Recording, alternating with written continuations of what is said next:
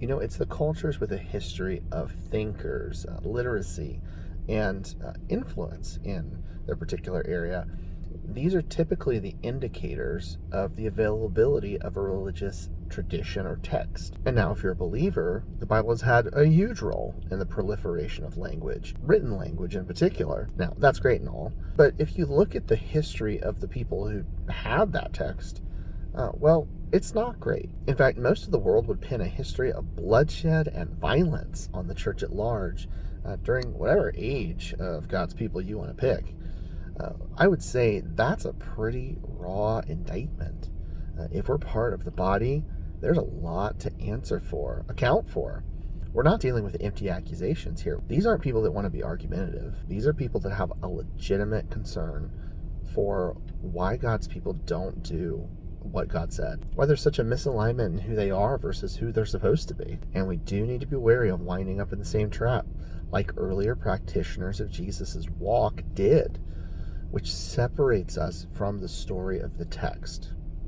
You might think, well, the Bible is actually pretty complex, isn't it? Lots of nuance behind things here, systems.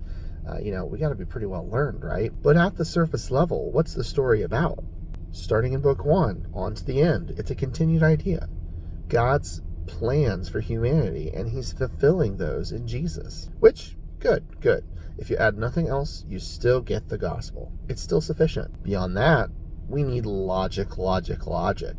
We need to be informed by the text on how to think first. Not tradition, not popular interpretation, the fathers, first by the text. And that alone does more than we give credit for.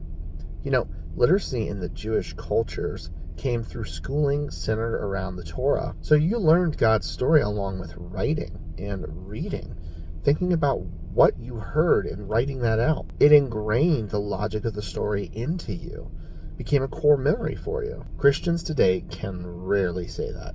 Sure, we have our Bibles with the little explanations of ideas written in the margins, but if you tied all those ideas, as most believers do, together, you wind up with a belief full of holes, places you don't have explanations, room for doubting the text of God. Informing our logical minds with the text and developing that muscle, it's crucial. It's what helps us discern how to truly walk as Jesus did. What informs our thinking of the Old and New Testament story, and our part in it that God has told us we need to play.